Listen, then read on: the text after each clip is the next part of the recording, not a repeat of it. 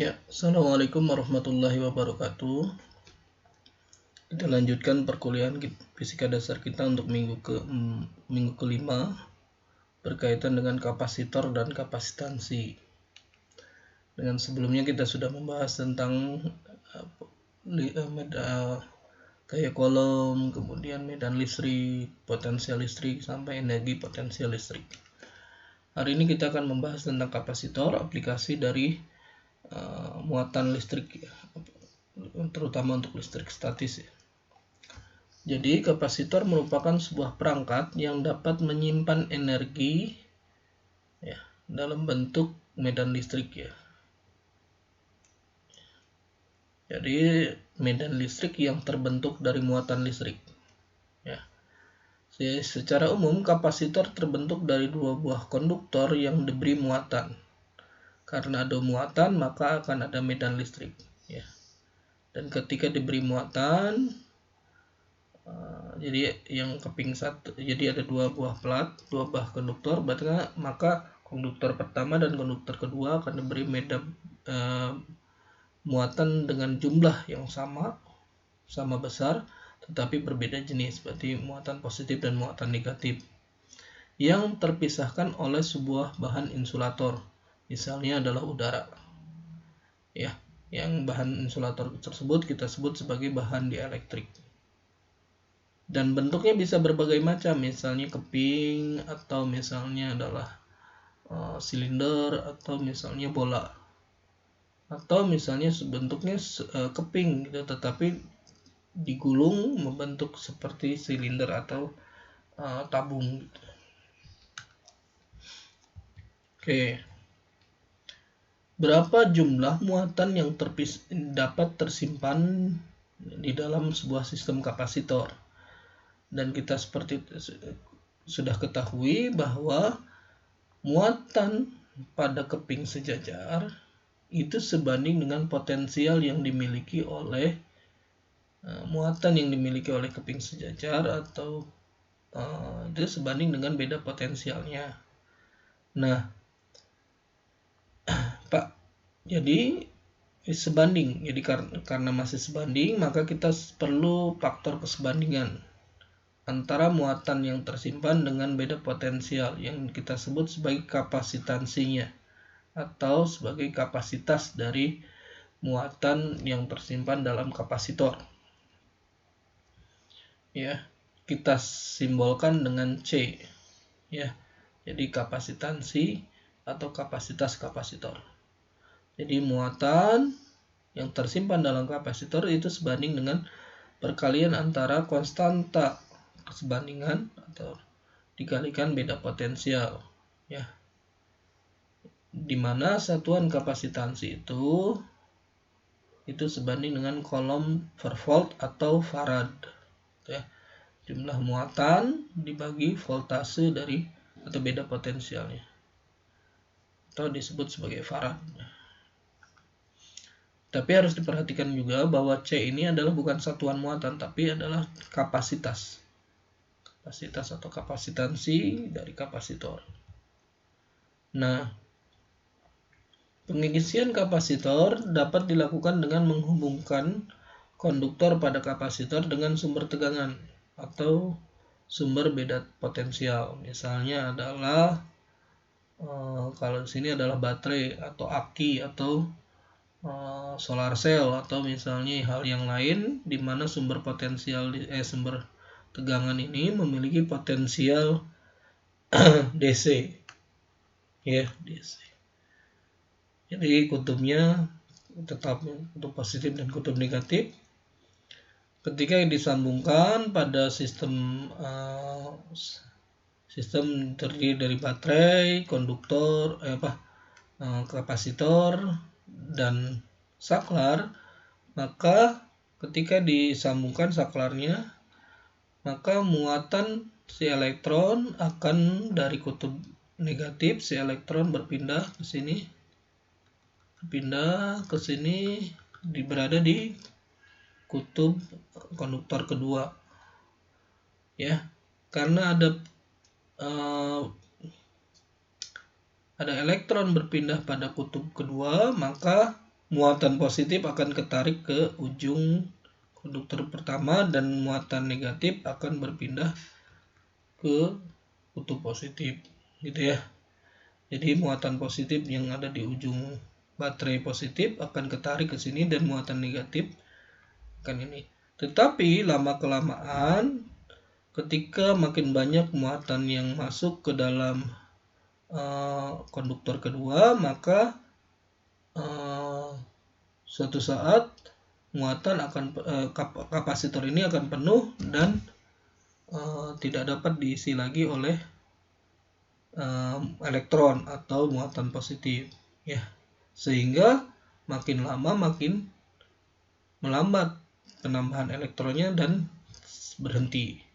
Dengan demikian, kenapa seperti ini? Ya, dalam artiannya kapasitas kapasitornya itu sudah terpenuhi, gitu ya. Nah, dengan demikian juga dapat kita melihat bahwa arus muatan yang tadinya besar dia akan mengecil seiring dengan kapasitor yang semakin penuh isinya, gitu ya. Nah, bagaimana untuk menentukan kapasitansi dari suatu kapasitor? Yaitu tentukan medan listrik akibat konduktor yang bermuatan Q. Jadi kita tentukan dulu muatannya, maka kita akan dapatkan medan listrik. Bentuk muatannya seperti apa? Kita akan dapat medan listrik. Dari medan listrik, maka kita akan dapatkan beda potensial antara keping tersebut atau dari medan listrik tersebut, ya. Dari beda potensial, maka kita dapatkan bahwa kapasitansi itu sebanding dengan muatan dibagi beda potensial. Oke. Contoh misalnya adalah keping sejajar. Keping sejajar itu adalah ada dua konduktor, ya, ada dua konduktor yang dapat diisi oleh muatan. Di mana konduktor pertama dia adalah kutub positif dan ada konduktor kedua adalah kutub negatif.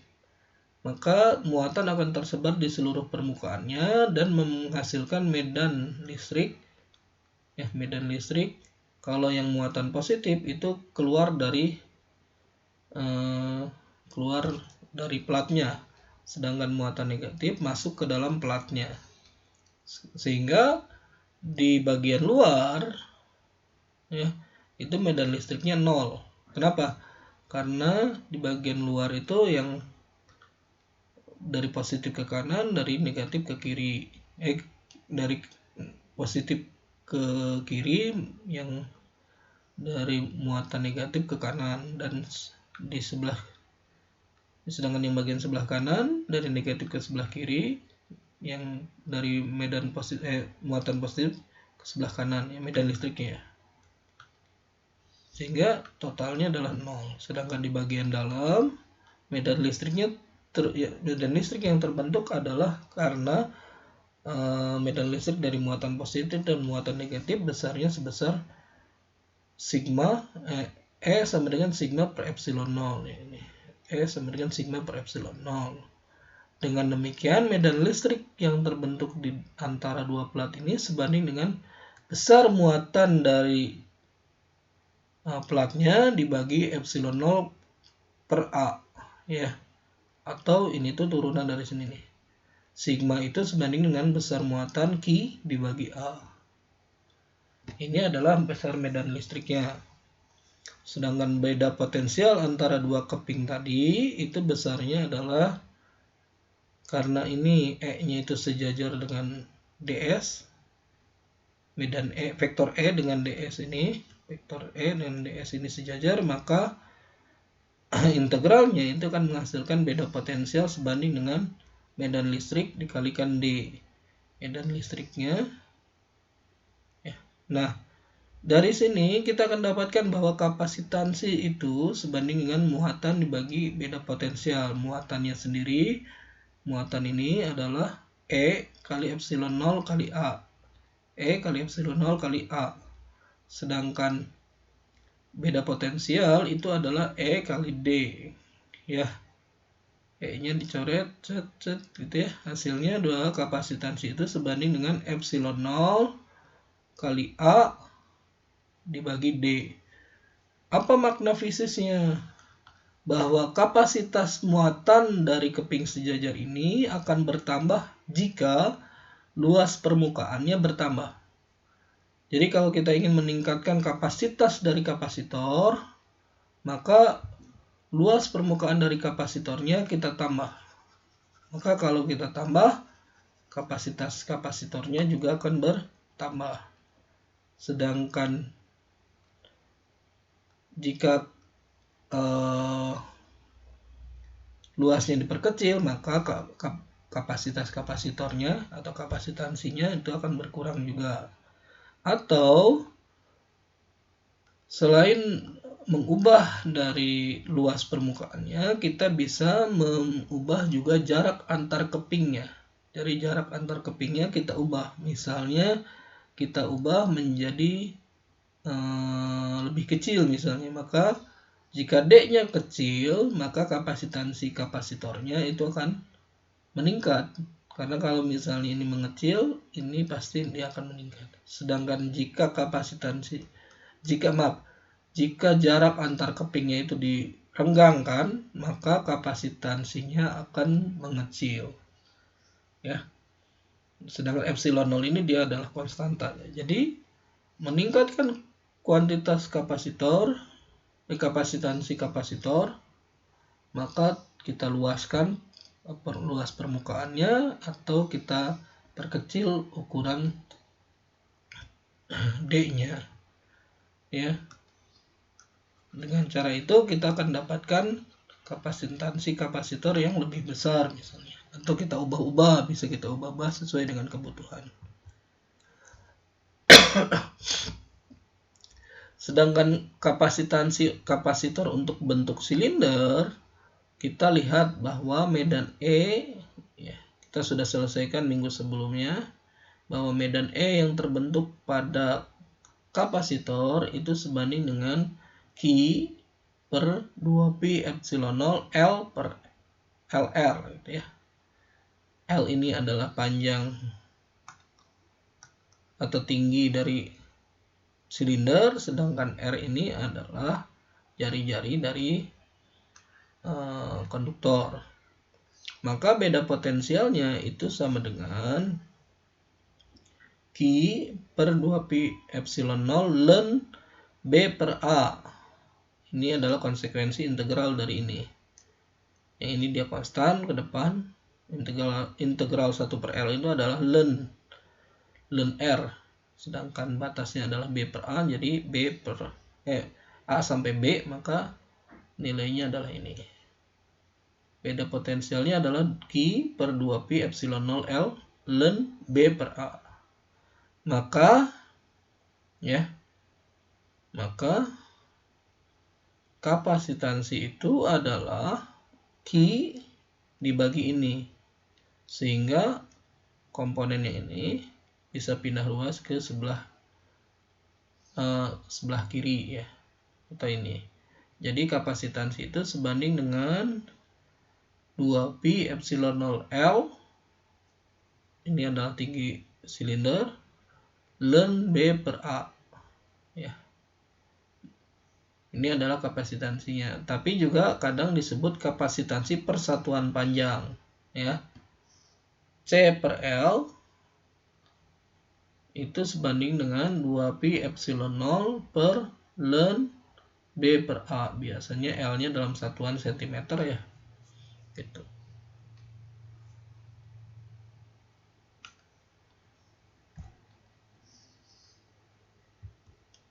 Kemudian, bagaimana kapasitansi kapasitor untuk bola?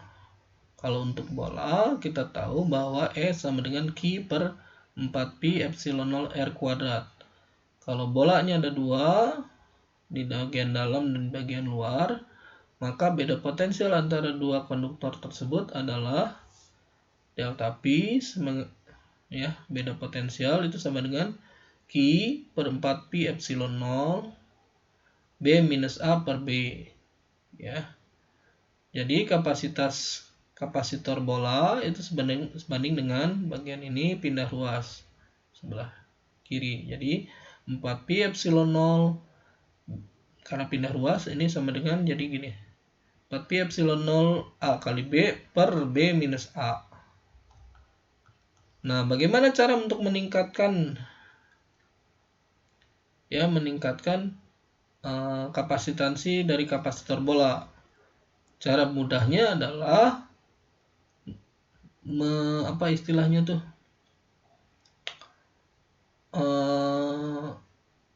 jari-jari bolanya itu makin mirip, makin dekat, atau jarak antara ini, yang ini nih, B minus A-nya makin dekat. Maka makin mengecil ini akan B minus A, nilai B minus A makin kecil sehingga kapasitansinya akan makin besar. Gitu ya. Atau memperbesar jari-jarinya. Jadi kalau jari-jarinya makin besar, kemudian jarak antara B dan A-nya itu makin kecil gitu ya, makin mirip, maka kapasitornya makin besar. Oke. Nih ya. Nah, kemudian bagaimana kalau misalnya kapasitornya disusun? Ya, secara umum ketika kita susun kapasitor, maka dia akan menjadi kapasitor baru, ya. Dan nilai kapasitansinya itu sesuai dengan rumus umumnya bahwa kapasitansi itu sebanding dengan muatan yang terkandung pada kapasitor dibagi beda potensial. Ya. Nah, secara umum rangkaian listrik itu ada dua. Ada susunan paralel atau kombinasi paralel atau susunan seri, gitu ya. Ini adalah paralel. Ya, paralel itu sejajar. Ya, sejajar. Ya, sejajar. Sedangkan seri itu berarti berurutan, gitu ya. Nah, itu maksudnya. Jadi, sedangkan susunan yang lain itu dapat dianggap sebagai, kalau misalnya yang lebih rumit, dapat dilihat sebagai gabungan antara seri dengan paralel. Jadi gabungan dari kombinasi seri dan paralel. Jadi kita bisa selesaikan masing-masing dulu. Yang paralel mana, yang seri mana. Kita selesaikan. Baru setelah itu, kita dapatkan kombinasi yang lebih umum. Ketika kita menyusun secara paralel, ya, jadi kapasitornya kita susun secara paralel,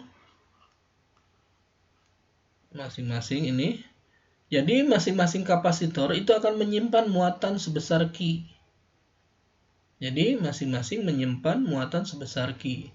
Jadi kapasitor 1 besarnya Q, kapasitor 2 besarnya Q2, kapasitor ketiga Q3 dan seterusnya, maka secara umum kapasitor ini akan memiliki muatan total sebesar Q1 tambah Q2 tambah Q3. Coba kita perhatikan bahwa Q1 itu sebanding dengan C1 kali V.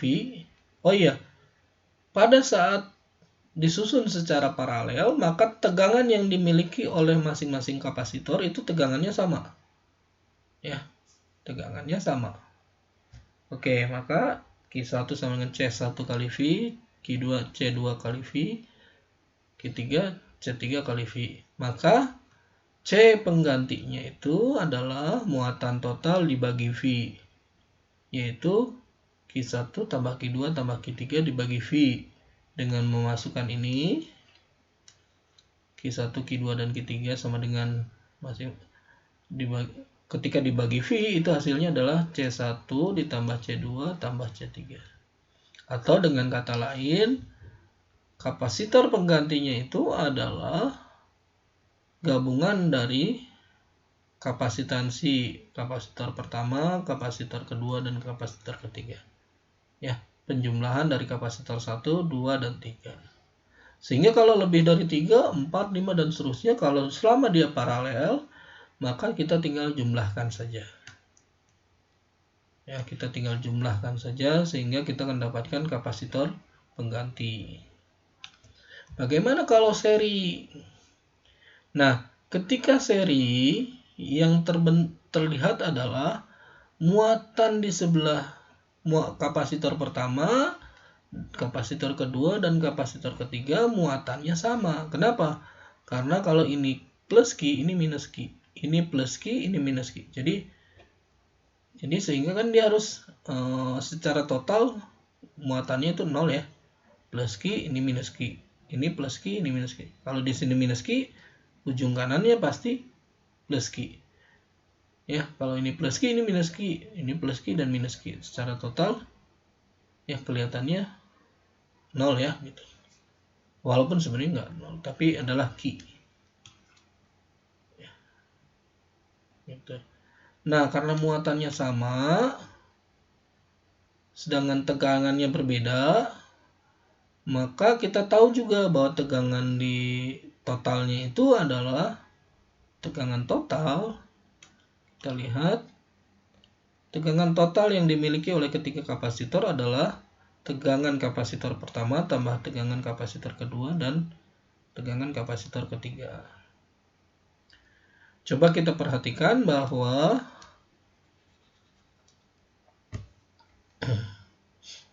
ya, jadi tegangan itu adalah muatan dibagi C pengganti, atau muatan dibagi C1 ditambah muatan dibagi C2 tambah muatan kali bagi C3. Ini adalah V1 ya, ini V1 itu sama dengan Q C1, ini V2 Q per C2,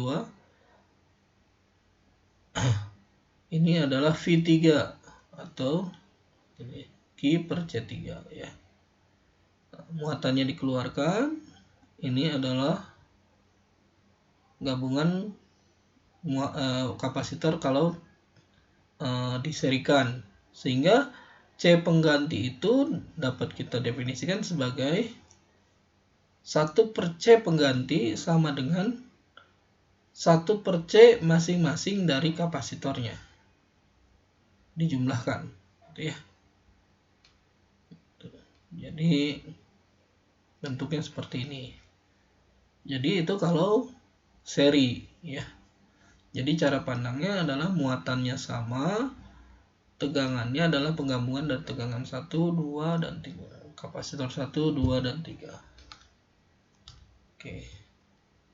Nah, bagaimana kalau misalnya contoh ya, bentuknya seperti ini. Kalau bentuk seperti ini berarti ini adalah seri. Kita selesaikan dulu yang seri, baru setelah itu kita akan dapatkan pengganti pertama ya, gitu. CP1 gitu ya, kapasitor pengganti pertama untuk yang menggantikan seri. Baru setelah itu kita lihat bahwa ternyata hasilnya adalah paralel. CP1 diparalelkan dengan C3 ya, karena diparalelkan maka kita tinggal tambahkan, berarti kapasitas penggantinya adalah kita cari CP2 itu CP1 tambahkan C3 gitu. Oke, nah kalau yang contoh yang kedua, semua kapasitor identik, berapakah kapasitas totalnya? Kita selesaikan dulu yang seri, kemudian yang ini kan dia paralel, yang ini juga nanti paralel.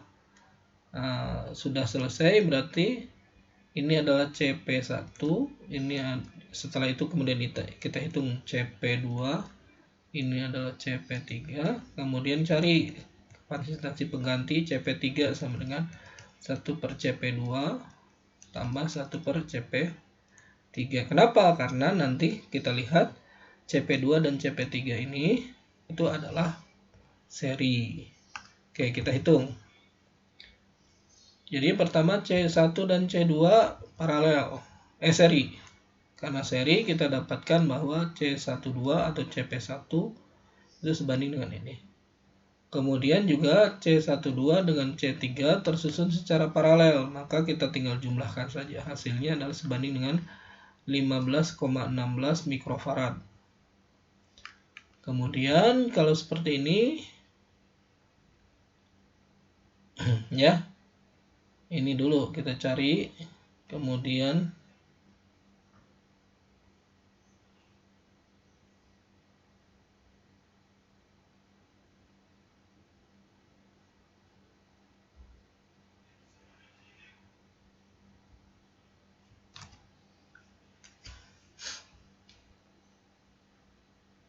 berarti ini karena dia seri, hasilnya adalah C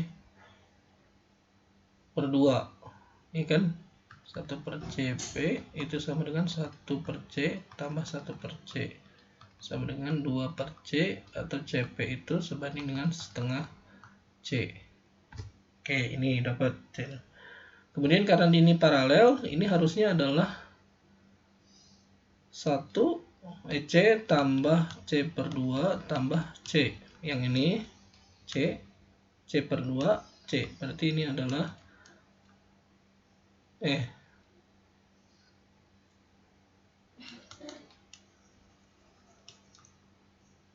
5C per 2. Yang ini, sedangkan yang susunan yang ini adalah 2C. Maka 1 CP penggantinya yang kedua, yaitu totalnya itu sama dengan 1 per 5 C per 2 tambah 1 per 2 C. Ini ke atas, ini jadi 2.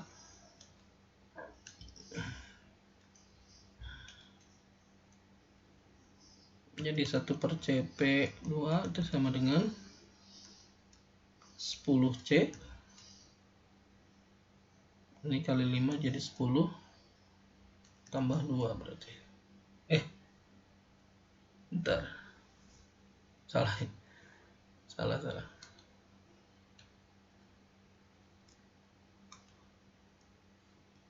Ini jadi 4. Ini tambah 5. Berarti 9 per 10C.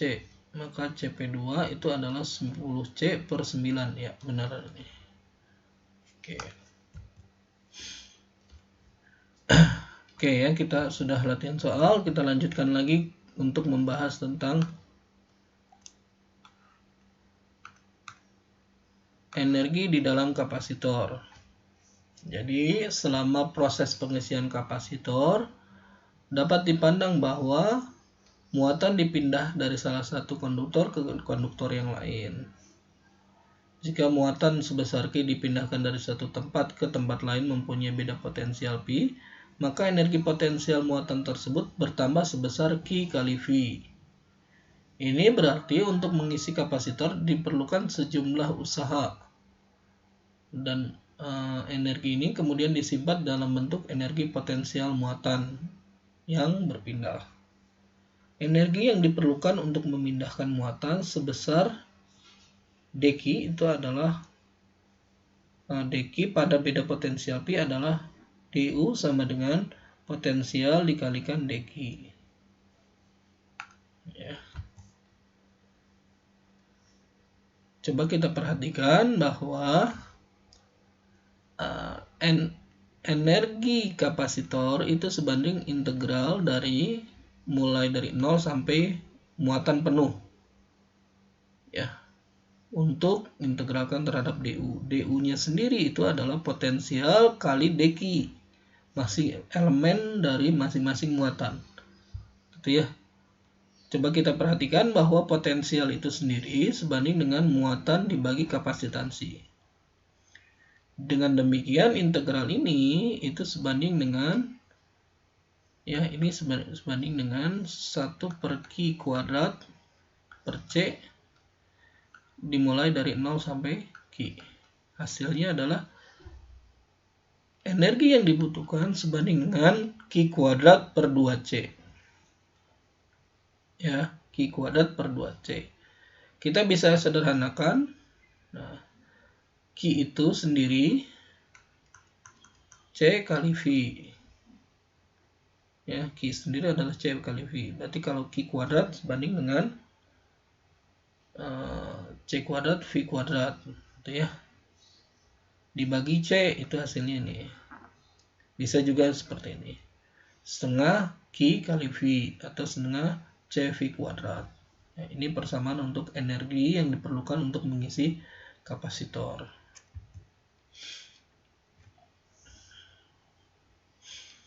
Coba kita perhatikan lagi, misalnya untuk keping sejajar.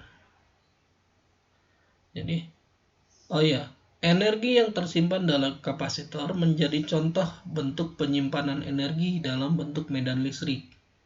Ya, jadi medan listrik itu akan tetap menjaga muatan berada pada masing-masing kepingnya. Gitu. Kenapa? Karena medan listrik di bagian luarnya itu sama dengan 0, sehingga si muatan tidak dipercepat keluar, tetapi tetap disimpan di bagian dalam. Oke, contoh untuk kapasitor keping sejajar, ya, energinya itu sebanding dengan setengah CV kuadrat. Setengah C-nya ini adalah epsilon 0A per D, V kuadratnya itu adalah E kali D dikuadratkan. Jadi E kuadrat D kuadrat. Hasilnya adalah, kita lihat, jadi U-nya sendiri sebanding dengan setengah epsilon 0 AD, luas permukaan kali ketebalan, kali E kuadrat. Nah, coba kita lihat luas alas kali ketebalan.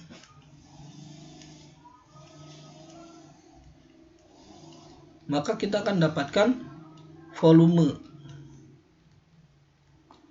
Maka rapat energi persatuan volume atau rapat energi atau energi persatuan volume U kecil. Jadi itu adalah energi dibagi volume, bukan potensial ya, volume. Maka kita akan dapatkan bahwa besar energi, rapat energinya sendiri sebesar setengah epsilon 0 kali E kuadrat. Nah, dengan demikian untuk mendapatkan rapat energi yang lebih besar, maka kita harus meningkatkan medan listriknya. Bagaimana cara meningkatkan medan listrik? Yaitu dengan cara mengubah misalnya jarak antara kepingnya atau menambah muatannya gitu ya. Menambah rapat muatannya. Ya.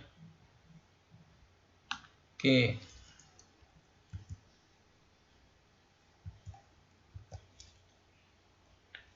Berapa energi yang tersimpan dalam kapasitor 3 mikrofarad bila dihubungkan dengan sumber tegangan 12 volt? Kemudian soal yang kedua, kapasitor 3 mikrofarad diisi muatan hingga 6 mikrofarad. Berapa energi yang tersimpan dalam kapasitor tersebut? Ya.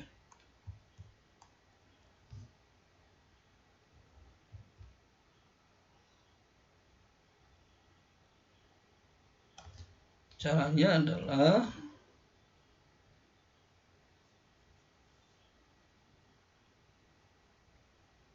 ini U sama dengan setengah C V kuadrat sama dengan setengah kali 3 kuadrat. Mikro itu berarti 10 pangkat minus 6 dikuadratkan jadi 10 pangkat minus 12 kalikan 12 kuadrat volt kuadrat. Ini farad kuadrat berarti ya, sama dengan ini 2 ya. Hasilnya adalah ini. Ini nggak bisa dikuadratkan ya. 3 aja. Berarti 3 saja, 3 kali 10. Oh, itu kan. Bukan C kuadrat, C saja. 3 kali 10 pangkat minus 6 farad. Nah, ini hasilnya.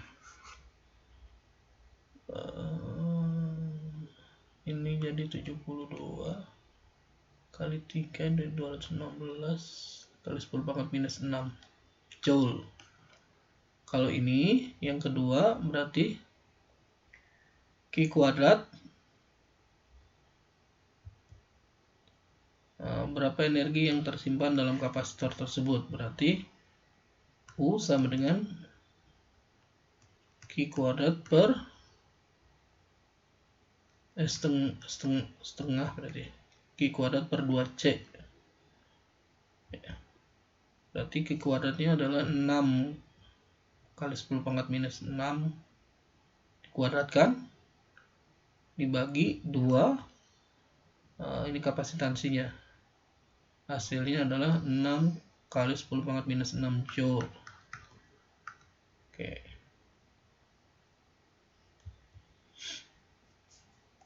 Itu latihan soalnya ya. Selanjutnya kita bahas. Ada bahan dielektrik, yaitu bahan yang mengisi celah antara satu keping dengan keping yang lain. Awalnya kita buat ruang vakum atau udara. Tetapi ketika kita tambahkan dengan bahan dielektrik, ternyata menyebabkan kapasitansi dari suatu kapasitor itu akan bertambah. Alasannya adalah medan listrik yang terbentuk di antara keping ini akan berkurang seiring dengan interaksi antara medan listrik yang dihasilkan kapasitor dengan bahan dielektrik. Ya. Bahan dielektrik secara umum ada 2. Ada bahan dielektrik polar, ya. Polar itu biasanya seperti air gitu ya, yang sudah secara umum sudah memiliki sifat polar, atau bahan non polar, yaitu dia bahan dipolnya sendiri. Kalau air kan sudah permanen ya, karena memang secara kimiawinya dia istilahnya adalah sudah dipol. Tetapi ada juga yang non polar, di mana dipol listriknya itu muncul kalau ada medan listrik. Itu ya, kalau ada medan listrik baru dia menjadi dipol. Ya. Nah, sifat dari dielektrik ini sangat dapat digambarkan dengan konstanta dielektrik. Kita sebut sebagai konstanta kappa, ya. Tulisannya gini, kappa. Ya. Misalnya adalah kita punya kapasitor tanpa bahan dielektrik, medan listriknya E. Ya. Karena kemudian kita tambahkan dipol, jadi medan listriknya sekarang berinteraksi dengan dipol. Maka medan listriknya berinteraksi dengan dipol,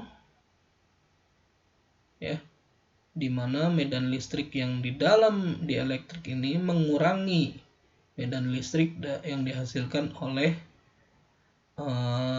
muatan, ya, dan muatan, di mana E sama dengan N0 awal tanpa bahan dielektrik, kemudian medan listrik internal yang dihasilkan oleh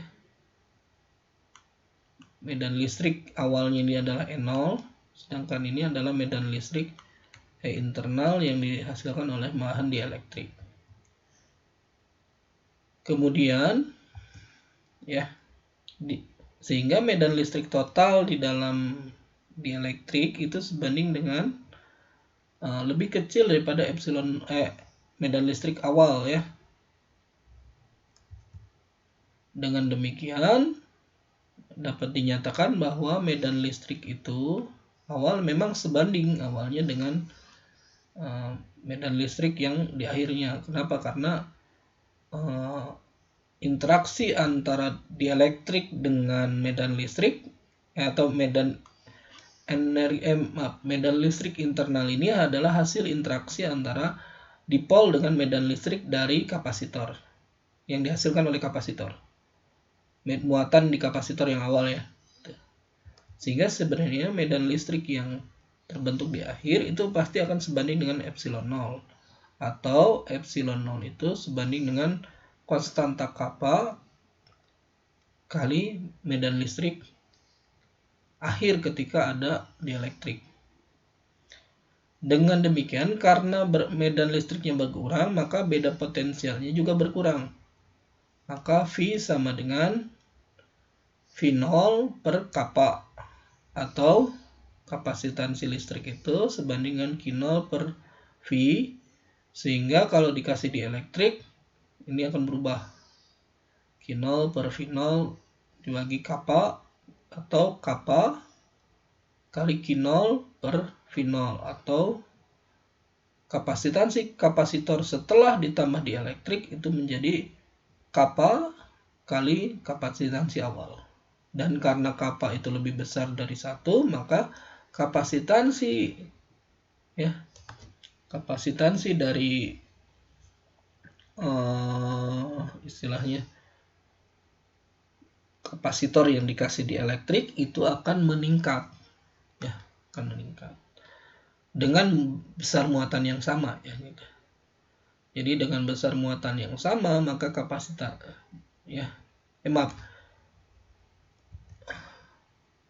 dengan muatan yang sama, gitu ya, kapasitansi justru akan bertambah.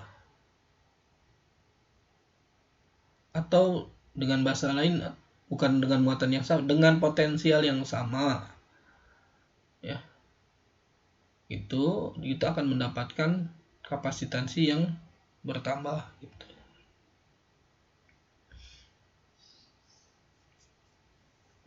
Dan ternyata konstanta dielektrik, yang tadi kappa itu sebanding dengan permitivitas bahan. Jadi permitivitas bahan dielektrik itu sebanding dengan kappa kali epsilon 0. Dengan demikian konstanta dielektrik dapat dipahami sebagai permitivitas relatif suatu bahan terhadap ruang bebas atau ruang vakum.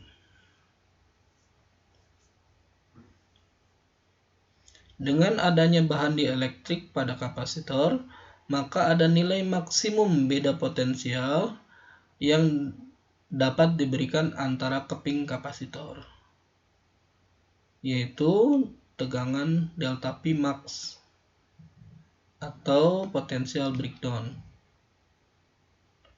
Nah, jika potensial kapasitornya lebih dari potensial breakdown, maka biasanya akan terjadi kebocoran.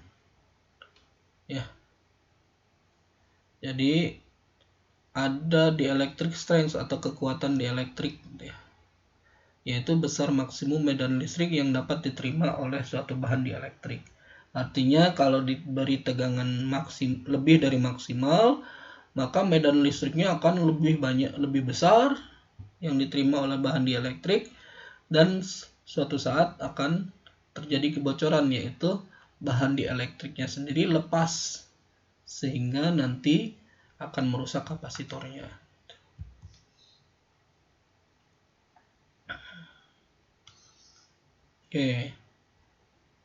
Suatu kapasitor keping sejajar dengan ukuran keping 2 cm x 3 cm. Di antara kepingnya diisi dengan bahan dielektrik yang mempunyai konstanta kappa-nya sebesar 3,7 dengan ketebalan 1 mm. Berapa kapasitansi kapasitor tersebut? Jadi kapasitansi kapasitor tersebut sebanding dengan kappa kali epsilon 0 kali A per D. Jadi ini adalah luasnya, kappa-nya itu sendiri 3,7, epsilon 0 itu adalah 8,85 kali 10 pangkat minus 12 kapasitor kolom kuadrat per Newton meter kuadrat dikalikan A-nya itu adalah 2 kali 3 cm, berarti 10 pangkat 4. 10 pangkat minus 2 kali 10 pangkat minus 2 jadi 10 pangkat minus 4. Ini adalah 2 kali 3 sama dengan 6 dibagi D. D-nya itu sendiri 1 cm. 1 mm, berarti 1 mm berarti 10 pangkat minus 3.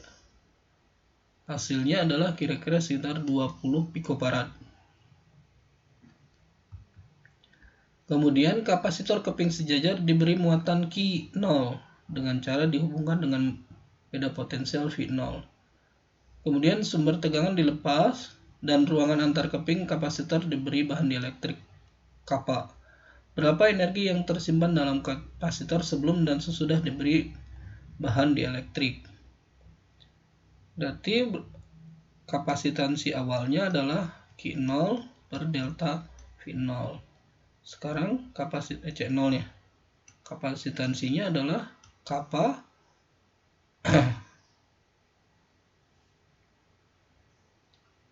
kappa kali C0. Sedangkan energinya itu sendiri adalah Q0 kuadrat per 2C0, 2C.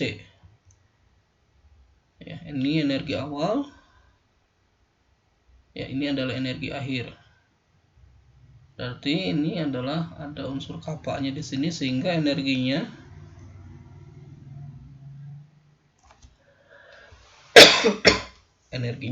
berkurang sebesar 0 per kappa gitu ya. Jadi menurun energinya menurun. Kenapa? Diserap oleh bahan dielektrik. Oke, ini latihan soalnya. Silakan kerjakan. Kalau ini disambungkan berarti awalnya misalnya bentuknya seperti ini, maka ini adalah seri, ini adalah seri. Setelah itu kita paralelkan. Kemudian jika saklar ini disambungkan,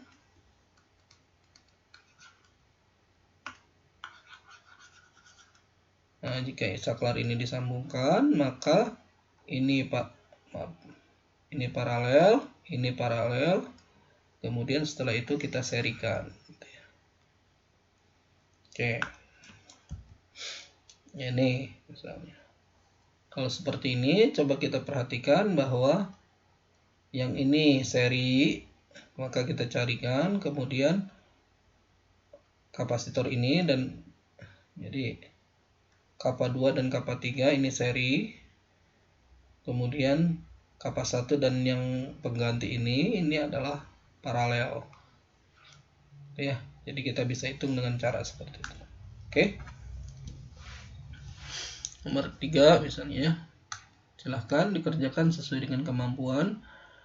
Sebagai bukti kehadiran perkuliahan kita. Ya, sampai ketemu lagi minggu depan. Ya, assalamualaikum warahmatullahi wabarakatuh.